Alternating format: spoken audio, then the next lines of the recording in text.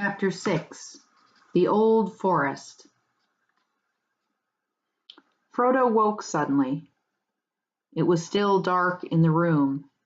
Merry was standing there with a candle in one hand and banging on the door with the other.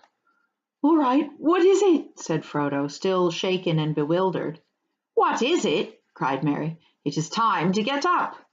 It is 4:30 and very foggy. Come on. Sam is already getting breakfast ready. Even Pippin is up. I'm just going to saddle the ponies and fetch the one that is to be the baggage carrier. Wake that sluggard Fatty. At least he must get up and see us off." Soon after 6 o'clock, the 5 hobbits were ready to start. Fatty Bulger was still yawning. They stole quietly out of the house. Merry went in front, leading a laden pony, and took his way along a path that went through a spinney behind the house, and then cut across several fields. The leaves of trees were glistening, and every twig was dripping. The grass was gray with cold dew. Everything was still, and faraway noises seemed near and clear. Fowls chattering in a yard, someone closing a door of a distant house. In their shed they found the ponies, sturdy little beasts of the kind loved by hobbits, not speedy but good for a long day's work. They mounted, and soon they were riding off into the mist, which seemed to open reluctantly before them and close forbiddingly behind them. After riding for about an hour, slowly and without talking, they saw the hedge looming suddenly ahead. It was tall and netted over with silver cobwebs. "How are you going to get through this?" asked Fredegar. "Follow me," said Merry, "and you will see." He turned to the left along the hedge, and soon they came to a point where it bent inwards, running along the lip of a hollow. A cutting had been made at some distance from the hedge and went sloping gently down into the ground. It had walls of brick at the sides, which rose steadily, until suddenly they arched over and formed a tunnel that dived deep under the hedge and came out in the hollow on the other side. Here Fatty Bulger halted. "Goodbye, Frodo," he said. "I wish you were not going into the forest. I only hope you'll not need rescuing before the day is out. Good luck to you today and every day." "There are no worse things ahead than the old forest. I shall be lucky," said Frodo. "Tell Gandalf to hurry along the east road. We shall soon be back on it, and going as fast as we can." "Goodbye," they cried, and rode down the slope, and disappeared from Fredegar's sight into the tunnel. It was dark and damp. At the far end it was closed by a gate of thick-set iron bars. Merry got down and unlocked the gate, and when they had all passed through, he pushed it to again. It shut with a clang, and the lock clicked. The sound was ominous. "There," said Merry, "you have left the Shire and are now outside, and on the edge of the old forest." "Are the stories about it true?" asked Pippin. "I don't know what stories you mean," Merry answered. "If you mean the old boogie stories Fatty's nurse used to tell him, about goblins and wolves and things of that sort, I should say no. At any rate, I don't believe them. But the forest is queer. Everything in it is very much more alive, more aware of what is going on, so to speak, than things are in the Shire. And the trees do not like strangers. They watch you. They are usually content merely to watch you, as long as daylight lasts, and don't do much. Occasionally the most unfriendly ones may drop a branch or stick a root out or grasp at you with a long trailer. But at night things can be most alarming, or so I am told. I have only once or twice been in here after dark, and then only near the hedge. I thought all the trees were whispering to each other, passing news and plots along in an unintelligible language, and the branches swayed and groped without any wind. They do say the trees do actually move and can surround strangers and hem them in. In fact, long ago they attacked the hedge. They came and planted themselves right by it and leaned over it. But the hobbits came and cut down hundreds of trees and made a great bonfire in the forest and burned all the ground in a long strip east of the hedge. After that, the trees gave up the attack, but they became very unfriendly. There is still a wide bare space not far inside where the bonfire was made. Is it only the trees that are dangerous? Asked Pippin. There are various queer things living deep in the forest and on the far side, said Merry, or at least I've heard so, but I have never seen any of them. But something makes paths. Whenever one comes inside, one finds open tracks, but they seem to shift and change from time to time in a queer fashion. Not far from this tunnel there is, or was for a long time, the beginning of quite a broad path leading to the bonfire glade, and then on, more or less in our direction, east and a little north. That is the path I am going to try and find. The hobbits now left the tunnel gate and rode across the wide hollow. On the far side was a faint path leading up onto the floor of the forest, 100 yards and more beyond the hedge, but it vanished as soon as it brought them under the trees. Looking back, they could see the dark line of the hedge through the stems of trees that were already thick about them. Looking ahead, they could see only tree trunks of innumerable sizes and shapes, straight or bent, twisted, leaning, squat or slender, smooth or gnarled and branched, and all the stems were green or gray with moss and slimy, shaggy growths. Merry alone seemed fairly cheerful. You had better lead on and find that path, Frodo said to him. Don't let us lose one another, or forget which way the hedge lies. They picked away among the trees, and their ponies plodded along, carefully avoiding the many writhing and interlacing roots. There was no undergrowth. The ground was rising steadily, and as they went forward, it seemed that the trees became taller, darker, and thicker. There was no sound except an occasional drip of moisture falling through the still leaves. For the moment, there was no whispering or movement among the branches, but they all got an uncomfortable feeling that they were being watched with disapproval, deepening to dislike and even enmity. The feeling steadily grew until they found themselves looking up quickly or glancing back over their shoulders as if they expected a sudden blow. There was not as yet any sign of a path, and the trees seemed constantly to bar their way. Pippin suddenly felt that he could not bear it any longer, and without warning let out a shout. Oi! Oi! He cried. I'm not going to do anything. Just let me pass through, will you? The others halted, startled, but the cry fell as if muffled by a heavy curtain. There was no echo or answer, though the wood seemed to become more crowded and more watchful than before. I should not shout if I were you, said Merry. It does more harm than good. Frodo began to wonder if it were possible to find a way through, and if he had been right to make the others come into this abominable wood. Merry was looking from side to side and seemed already uncertain which way to go. Pippin noticed it. It has not taken you long to lose us, he said, but at that moment Merry gave a whistle of relief and pointed ahead. Well, well, he said, these trees do shift. There's a bonfire glade in front of us. I hope so. But the path to it seems to have moved away. The light grew clearer as they went forward. Suddenly they came out of the trees and found themselves in a wide circular space. There was sky above them, blue and clear to their surprise, for down under the forest roof they had not been able to see the rising morning and the lifting of the mist. The sun was not, however, high enough yet to shine down into the clearing, though its light was on the treetops. The leaves were all thicker and greener about the edges of the glade, enclosing it with an almost solid wall.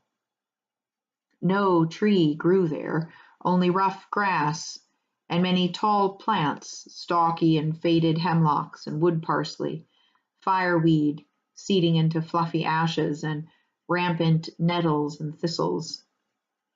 A dreary place, but it seemed a charming and cheerful garden after the close forest. The hobbits felt encouraged and looked up hopefully at the broadening daylight in the sky. At the far side of the glade, there was a break in the wall of trees and a clear path beyond it. They could see it running on into the wood, wide in places and open above, though every now and again the trees drew in and overshadowed it with their dark boughs. Up this path they rode. They were still climbing gently, but now they went much quicker, and with better heart, for it seemed to them that the forest had relented and was going to let them pass unhindered after all. But after a while the air began to get hot and stuffy. The trees drew close again on either side, and they could no longer see far ahead. Now, stronger than ever, they felt again the ill will of the wood pressing on them. So silent was it that the fall of their ponies' hoofs rustling on dead leaves and occasionally stumbling on hidden roots seemed to thud in their ears. Frodo tried to sing a song to encourage them, but his voice sank to a murmur. Who wanderers in the shadowed land, despair not, for though dark they stand, all woods there must end at last, and see the open sun go past. The setting sun, the rising sun, the day's end or the day begun. For east or west all woods must fail, fail. Even as he said the word, his voice faded into silence. The air seemed heavy in the making of words wearisome. Just behind them a large branch fell from an old overhanging tree with a crash into the path. The trees seemed to close in before them. I do not like all that about ending and failing, said Merry. I should not sing any more at present. Wait till we do get to the edge, then we'll turn and give them a rousing chorus. He spoke cheerfully, and if he felt any great anxiety, he did not show it. The others did not answer. They were depressed. A heavy weight was settling steadily on Frodo's heart, and he regretted now with every step forward that he had ever thought of challenging the menace of the trees. He was indeed just about to stop and propose going back, if that was still possible, when things took a new turn. The path stopped climbing and became for a while nearly level. The dark trees drew aside, and ahead they could see the path going almost straight forward. Before them, but some distance off, there stood a green hilltop, treeless, rising like a bald head out of the encircling wood. The path seemed to be making directly for it. They now hurried forward again, delighted with the thought of climbing out for a while above the roof of the forest. The path dipped and then again began to climb upwards, leading them at last to the foot of the steep hillside. There it left the trees and faded into the turf. The wood stood all round the hill like thick hair that ended sharply in a circle round a shaven crown. The hobbits led their ponies up, winding round and round until they reached the top. There they stood and gazed about them. The air was gleaming and sunlit, but hazy, and they could not see to any great distance. Near at hand, the mist was now almost gone, though here and there it lay in hollows of the wood, and to the south of them, out of a deep fold cutting right across the forest, the fog still rose like steam or wisps of white smoke. That, said Merry, pointing with his hand, that is the line of the Withywindle. It comes down out of the downs and flows southwest through the midst of the forest to join the Brandywine below Hayes End. We don't want to go that way. The Withywindle Valley is said to be the queerest part of the whole wood. the centre from which all the queerness comes, as it were. The others looked in the direction that Mary pointed out, but they could see little but mists over the damp and deep-cut valley, and beyond it the southern half of the forest faded from view. The sun on the hilltop was now getting hot. It must have been about 11 o'clock, but the autumn haze still prevented them from seeing much in other directions. In the west, they could not make out either the line of the hedge or the valley of the Brandywine beyond it. Northward, where they looked most hopefully, they could see nothing that might be the line of the great east road for which they were making. They were on an island in a sea of trees, and the horizon was veiled. On the southeastern side, the ground fell very steeply, as if the slopes of the hill were continued far down under the trees, like island shores that really are the sides of a mountain rising out of deep waters. They sat on the green edge and looked out over the woods below them while they ate their midday meal. As the sun rose and passed noon, they glimpsed far off in the east the gray-green lines of the downs that lay beyond the old forest on that side. That cheered them greatly, for it was good to see a sight of anything beyond the wood's borders, though they did not mean to go that way if they could help it. The Barrow Downs had as sinister a reputation in Hobbit legend as the forest itself. At length they made up their minds to go on again. The path that had brought them to the hill reappeared on the northward side, but they had not followed it far before they became aware that it was bending steadily to the right. Soon it began to descend rapidly, and they guessed that it must actually be heading towards the Withywindle Valley. Not at all the direction they wished to take. After some discussion, they decided to leave this misleading path and strike northward, for although they had not been able to see it from the hilltop, the road must lie that way, and it could not be many miles off. Also, northward and to the left of the path, the land seemed to be drier and more open, climbing up to slopes where the trees were thinner and pines and firs replaced the oaks and ashes and other strange and nameless trees of the denser wood. At first, their choice seemed to be good. They got along at a fair speed, though whenever they got a glimpse of the sun in an open glade, they seemed unaccountably to have veered eastwards. But after a time, the trees began to close in again, just where they had appeared from a distance to be thinner and less tangled. Then deep folds in the ground were discovered unexpectedly, like the ruts of great giant wheels, or wide moats and sunken roads long disused and choked with brambles. These lay usually right across their line of march, and could only be crossed by scrambling down and out again, which was troublesome and difficult with their ponies. Each time they climbed down, they found the hollow filled with thick bushes and matted undergrowth, which somehow would not yield to the left, but only gave way when they turned to the right, and they had to go some distance along the bottom before they could find a way up the further bank. Each time they clambered out, the trees seemed deeper and darker, and always to the left and upwards it was most difficult to find a way, and they were forced to the right and downwards. After an hour or two, they had lost all clear sense of direction, though they knew well enough that they had long ceased to go northward at all. They were being headed off, and were simply following a course chosen for them eastwards and southwards into the heart of the forest, and not out of it. The afternoon was wearing away when they scrambled and stumbled into a fold that was wider and deeper than any they had yet met. It was so steep and overhung that it proved impossible to climb out of it again, either forwards or backwards, without leaving their ponies and their baggage behind. All they could do was to follow the fold downwards. The ground grew soft and in places boggy. Springs appeared in the banks, and soon they found themselves following a brook that trickled and babbled through a weedy bed. Then the ground began to fall rapidly, and the brook, growing strong and noisy, flowed and leaped swiftly downhill. They were in a deep, dim-lit gully overarched by trees high above them.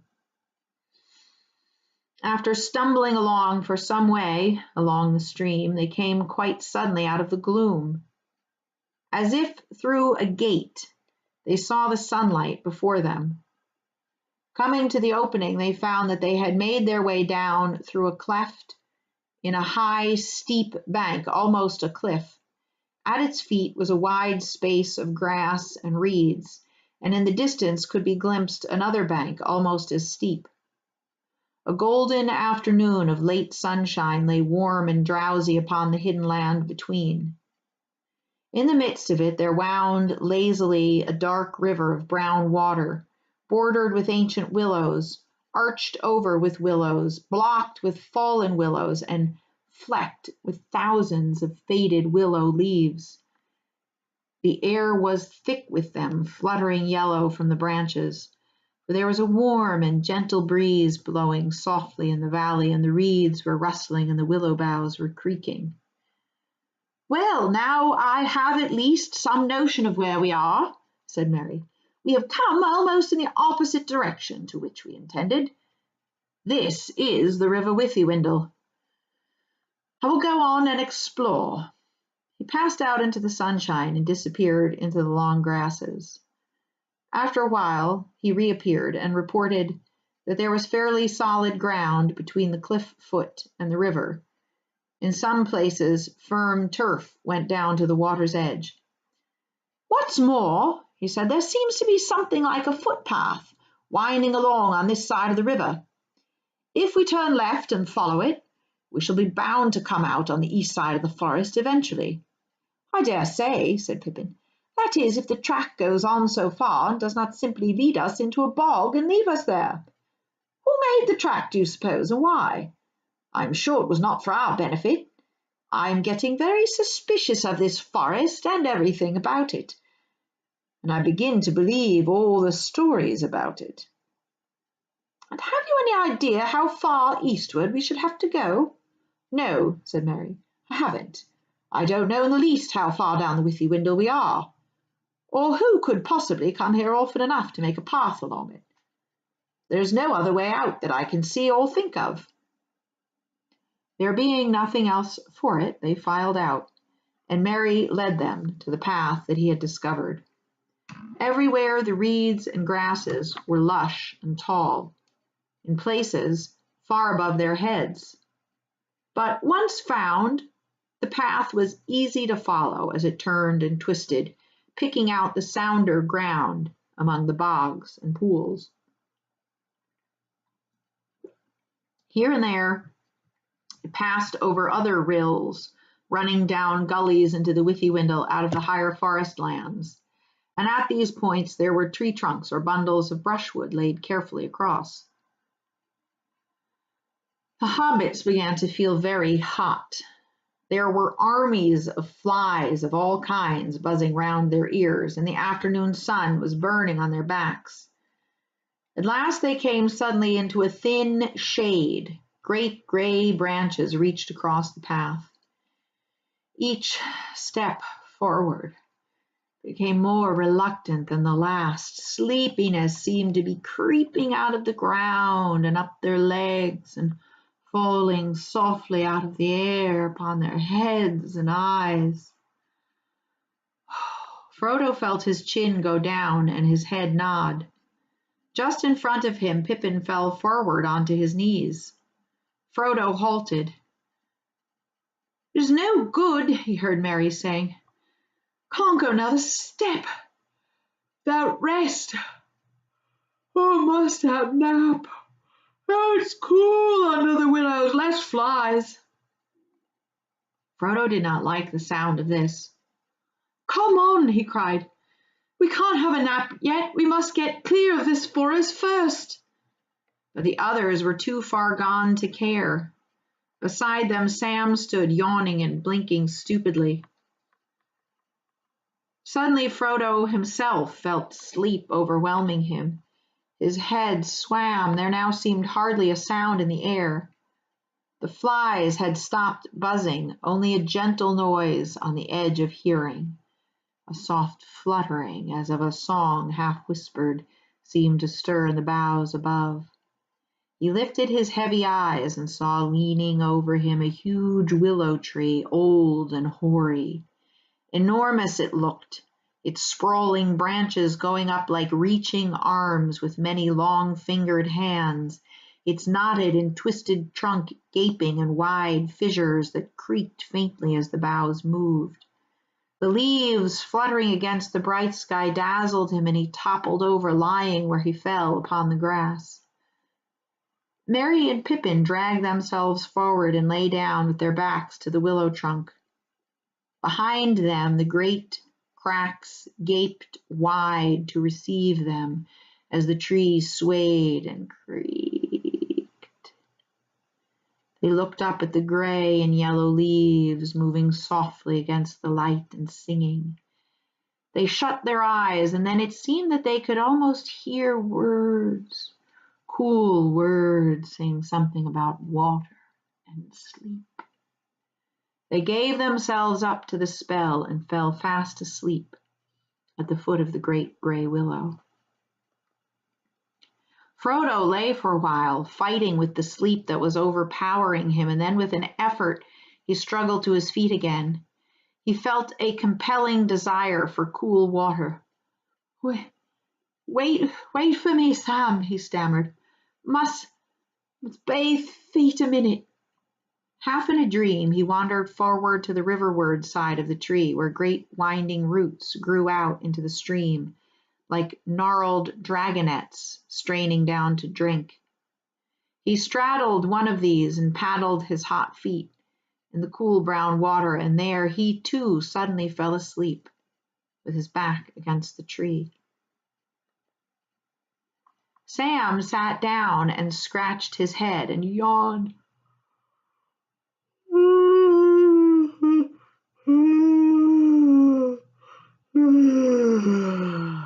Like a cavern. He was worried. The afternoon was getting late, and he thought this sudden sleepiness uncanny. There's more behind this than sun and warm air, he muttered to himself. I don't like this great big tree. I don't trust it. Hark at it singing about sleep now. This won't do at all. He pulled himself to his feet and staggered off to see what had become of the ponies. He found that two had wandered on a good way along the path, and he had just caught them and brought them back towards the others, when he heard two noises, one loud and the other soft but very clear. One was the splash of something heavy falling into the water, and the other was a noise like the sneak of a lock when a door quietly closes fast. He rushed back to the bank. Frodo was in the water close to the edge, and a great tree root seemed to be over him and holding him down, but he was not struggling. Sam gripped him by the jacket and dragged him from under the root, and then with difficulty hauled him onto the bank. Almost at once he woke and coughed and spluttered. Do you know, Sam, he said at length, the beastly tree threw me in. I felt it. The big root just twisted round and tipped me in. You were dreaming, I expect, Mr. Frodo, said Sam. You shouldn't sit in such a place if you feel sleepy. What about the others? Frodo asked. I wonder what sort of dreams they are having. They went round to the other side of the tree, and then Sam understood the click that he had heard. Pippin had vanished. The crack by which he had laid himself had closed together so that not a chink could be seen. Merry was trapped. Another crack had closed about his waist. His legs lay outside, but the rest of him was inside a dark opening, the edges of which gripped him like a pair of pincers. Frodo and Sam beat first upon the tree trunk where Pippin had lain. They then struggled frantically to pull open the jaws of the crack that held poor Merry. It was quite useless. "What a foul thing to happen!" cried Frodo wildly. "Why did we ever come into this dreadful forest? Oh, I wish we were all back at Crickhollow." He kicked the tree with all his strength, heedless of his own feet. A hardly perceptible shiver ran through the stem and up into the branches. The leaves rustled and whispered, but with a sound now of faint and far-off laughter. "I suppose we haven't got an axe among our luggage, Mr. Frodo?" asked Sam. "I brought a little hatchet for chopping firewood," said Frodo. "That wouldn't be much use." "Wait a minute," cried Sam, struck by an idea suggested by firewood. "We might do something with fire." "We might," said Frodo doubtfully. "We might succeed in roasting Pippin alive inside." "We might try to hurt or frighten this tree to begin with," said Sam fiercely. "If it don't let them go, I'll have it down if I have to gnaw it." He ran to the ponies and before long came back with 2 tinder boxes and a hatchet. Quickly they gathered dry grass and leaves and bits of bark and made a pile of broken twigs and chopped sticks. These they heaped against the trunk on the far side of the tree from the prisoners. As soon as Sam had struck a spark into the tinder, it kindled the dry grass and a flurry of flame and smoke went up. The twigs crackled, little fingers of fire licked against the dry, scored rind of the ancient tree and scorched it. A tremor ran through the whole willow. The leaves seemed to hiss above their heads with a sound of pain and anger. A loud scream came from Merry, and from far inside the tree they heard Pippin give a muffled yell. "Put it out! Put it out!" cried Merry. "He'll squeeze me in two if you don't! He says so!" "Do what?" shouted Frodo, rushing round to the other side of the tree. "Put it out! Put it out!" begged Merry. The branches of the willow began to sway violently. There was a sound as of a wind rising and spreading outwards to the branches of all the other trees round about, as though they had dropped a stone into the quiet slumber of the river valley and set up ripples of anger that ran out over the whole forest. Sam kicked at the little fire and stamped out the sparks. But Frodo, without any clear idea of why he did so or what he hoped for, ran along the path crying, "Help! Help! Help!" It seemed to him that he could hardly hear the sound of his own shrill voice. It was blown away from him by the willow wind and drowned in a clamor of leaves as soon as the words left his mouth. He felt desperate, lost, and witless. Suddenly he stopped. There was an answer, or so he thought, but it seemed to come from behind him, away down the path, further back in the forest. He turned round and listened, and soon there could be no doubt someone was singing a song. A deep, glad voice was singing carelessly and happily, but it was singing nonsense. "Hey dole, merry dole, ring-a-dong, dillo, ring-a-dong, hop along, follow the willow, tom-bom, jolly tom, tom-bombadillo." Half hopeful and half afraid of some new danger, Frodo and Sam now both stood still. Suddenly, out of the long string of nonsense words, or so they seemed, the voice rose up loud and clear and burst into this song. "Hey, come, merry dole, my darling, light goes the weather wind and the feathered starling, down along under hill, shining in the sunlight, waiting on the doorstep for the cold starlight. There my pretty lady is, river woman's daughter, slender as the willow wand, clearer than the water. Old Tom Bombadil, water lilies bringing, comes hopping home again, can you hear him singing? Hey, come, merry dole, and merry-o, Goldberry, merry yellow Betty-o. Poor old willow man, you tuck your roots away. Tom's in a hurry now, evening will follow day. Tom's going home again, water lilies bringing. Hey, come, dearie dole, can you hear me singing? Frodo and Sam stood as if enchanted. The wind puffed out. The leaves hung silently again on stiff branches. There was another burst of song, and then suddenly, hopping and dancing along the path, there appeared above the reeds an old battered hat with a tall crown and a long blue feather stuck in the band. With another hop and a bound, there came into view a man, or so it seemed. At any rate, he was too large and heavy for a hobbit, if not quite tall enough for one of the big people, though he made noise enough for one, stumping along with great yellow boots on his thick legs and charging through grass and rushes like a cow going down to drink. He had a blue coat and a long brown beard, his eyes were blue and bright, and his face was red as a ripe apple, but creased into 100 wrinkles of laughter. In his hands he carried on a large leaf, as on a tray, a small pile of white water lilies. "Help!" cried Frodo and Sam, running towards him with their hands stretched out. "Whoa, whoa, steady there!" cried the old man, holding up one hand, and they stopped short as if they had been struck stiff. "Now, my little fellows, where be you a-going to, puffing like a bellows? What's the matter here, then? Do you know who I am? I'm Tom Bombadil. Tell me, what's your trouble? Tom's in a hurry now. Don't you crush my lilies!" "My friends are caught in the willow tree," cried Frodo breathlessly. "Master Merry's being squeezed in a crack," cried Sam. "What?" shouted Tom Bombadil, leaping up in the air. "Old Man Willow, not worse than that, eh? That can soon be mended. I know the tune for him. Old grey willow man, I'll freeze his marrow cold if he don't behave himself.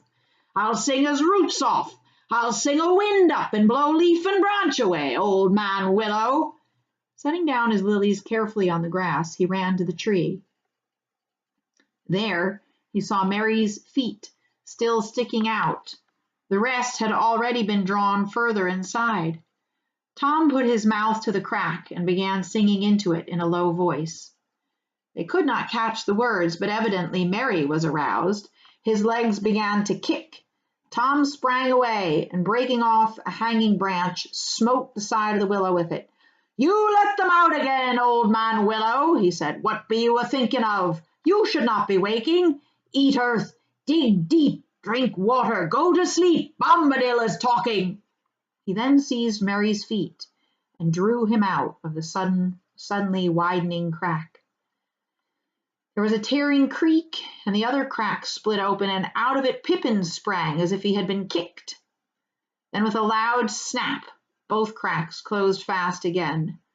A shudder ran through the tree from root to tip, and complete silence fell. "Thank you," said the hobbits, one after the other. Tom Bombadil burst out laughing. "Well, my little fellows," said he, stooping so that he peered into their faces, "you shall come home with me. The table is all laden with yellow cream, honeycomb, and white bread and butter. Goldberry is waiting. Time enough for questions around the supper table. You follow after me as quick as you are able." With that he picked up his lilies, and then with a beckoning wave of his hand went hopping and dancing along the path eastward, still singing loudly and nonsensically. Too surprised and too relieved to talk, hobbits followed after him as fast as they could. That was not fast enough. Tom soon disappeared in front of them, and the noise of his singing got fainter and further away. Suddenly his voice came floating back to them in a loud halloo. "Hop along, my little friends, up the Withy Windle. Tom's going on ahead, candles for to kindle. Down west sinks the sun, soon you will be groping. When the night shadows fall, then the door will open.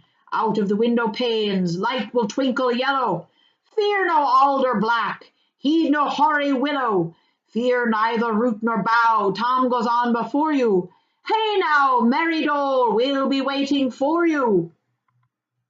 After that, the hobbits heard no more. Almost at once, the sun seemed to sink into the trees behind them. They thought of the slanting light of evening glittering on the Brandywine River and the windows of Bucklebury beginning to gleam with hundreds of lights. Great shadows fell across them. Trunks and branches of trees hung dark and threatening over the path. White mists began to rise and curl on the surface of the river and stray about the roots of the trees upon its borders. Out of the very ground at their feet, a shadowy steam arose and mingled with the swiftly falling dusk. It became difficult to follow the path, and they were very tired. Their legs seemed leaden. Strange, furtive noises ran among the bushes and reeds on either side of them, and if they looked up to the pale sky, they caught sight of queer, gnarled, and knobbly faces that gloomed dark against the twilight and leered down at them from the high bank and the edges of the wood. They began to feel that all this country was unreal and that they were stumbling through an ominous dream that led to no awakening. Just as they felt their feet slowing down to a standstill, they noticed that the ground was gently rising. The water began to murmur. In the darkness, they caught the white glimmer of foam where the river flowed over a short fall. Then suddenly the trees came to an end and the mists were left behind. They stepped out from the forest and found a wide sweep of grass welling up before them. The river, now small and swift, was leaping merrily down to meet them, glinting here and there in the light of the stars which were already shining in the sky. The grass under their feet was smooth and short, as if it had been mown or shaven. The eaves of the forest behind were clipped and trim as a hedge. The path was now plain before them, well tended and bordered with stone. It wound up onto the top of a grassy knoll, now gray under the pale, starry night, and there, still high above them on a further slope, they saw the twinkling lights of a house. Down again the path went, and then up again, up a long, smooth hillside of turf towards the light. Suddenly, a wide yellow beam flowed out brightly from a door that was opened. There was Tom Bombadil's house before them, up, down, under hill. Behind it, a steep shoulder of the land, gray and bare. Behind it, a steep shoulder of the land lay gray and bare, and beyond that the dark shapes of the Barrow Downs stalked away into the eastern night. They all hurried forward, hobbits and ponies. Already half their weariness and all their fears had fallen from them. Come, hey, come, merry dole, rolled out the song to greet them. Hey, come, merry dole, hop along my hearties, hobbits, ponies all, we are fond of parties. Now let the fun begin. Let us sing together. Then another clear voice, as young and as ancient as spring, like the song of a glad water flowing down into the night from a bright morning in the hills, came falling like silver to meet them. Now let the song begin, let us sing together of sun, stars, moon and mist, rain and cloudy weather, light on the budding leaf, dew on the feather, wind on the open hill, bells on the heather, reeds by the shady pool, lilies on the water, old Tom Bombadil and the river daughter. And with that song the hobbits stood upon the threshold, and a golden light was all about them.